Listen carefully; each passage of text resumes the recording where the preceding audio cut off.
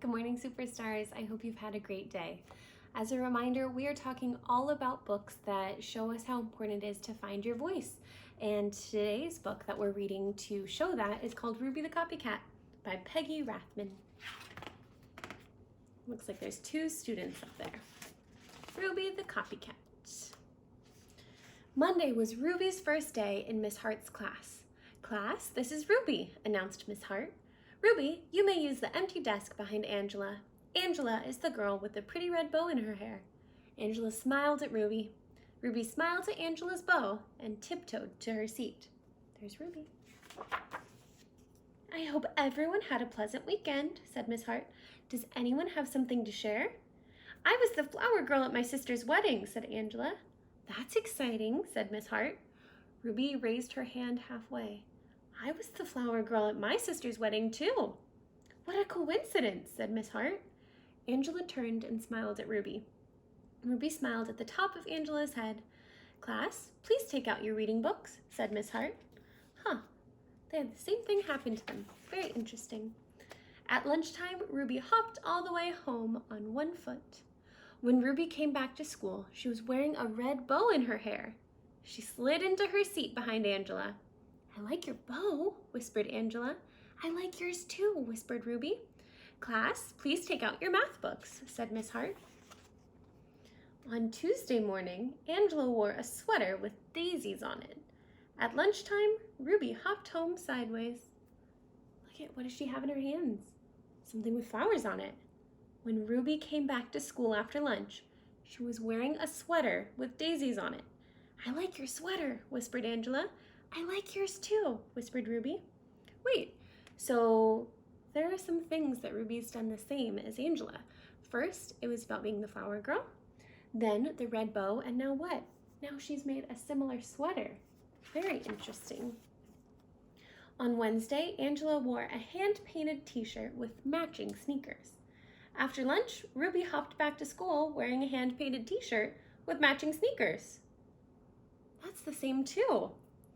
Why are you sitting like that? Whispered Angela. Wet paint, said Ruby. Why does she have paint on her hands? Really? On Thursday morning, during shearing time, Angela modeled the flower girl dress she wore at her sister's wedding. Ruby modeled her flower girl dress too, right after lunch. Angela didn't whisper anything.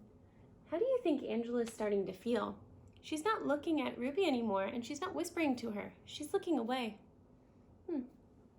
I wonder if she's feeling not very happy.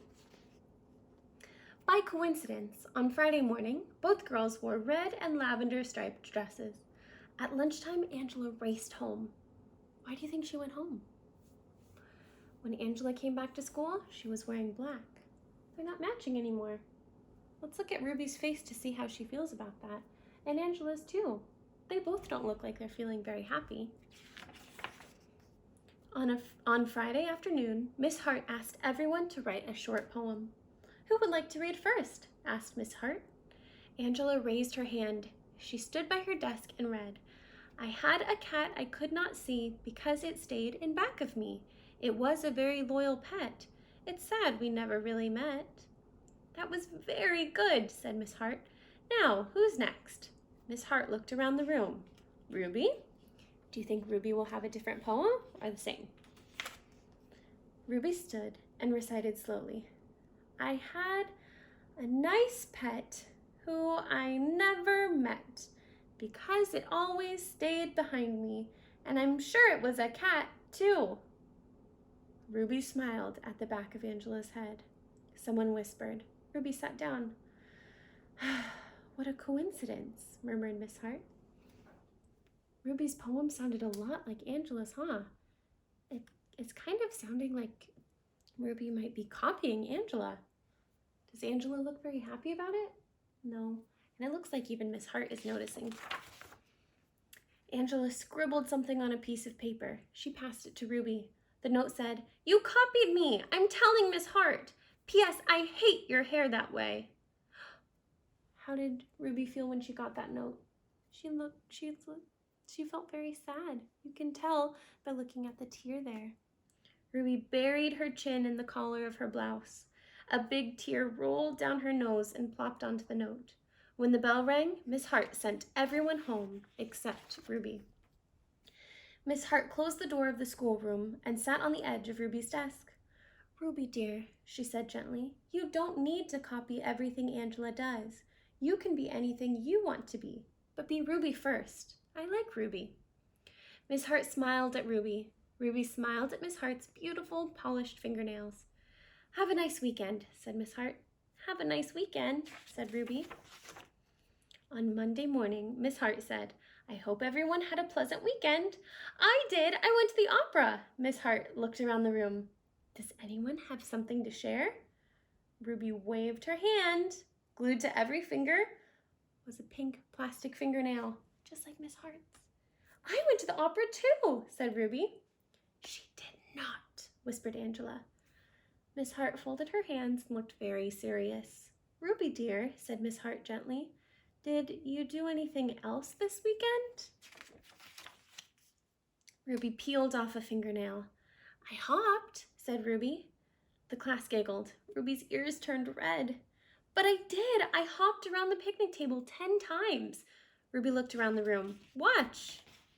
Boys and girls, is she copying anyone here? Did anyone else do that before her? No. Ruby sprang from her desk. She hopped forward, she hopped backward, she hopped sideways with both eyes shut. Wow, that's very impressive, Ruby.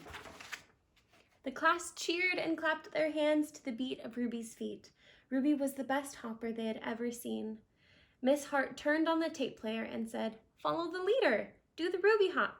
So Ruby led the class around the room while everyone copied her. Now she's the leader and they're doing what she's doing. And at noon, Ruby and Angela hopped home for lunch. Boys and girls, they're friends now. That book is so exciting to read because it really shows you that Ruby became a leader when she did what felt right to her, not when she was copying other people, but when she was being Ruby. I hope you have a great day and that you truly are yourself today, because you are a great example. All right, boys and girls, have a great day. I'll see you later. Bye.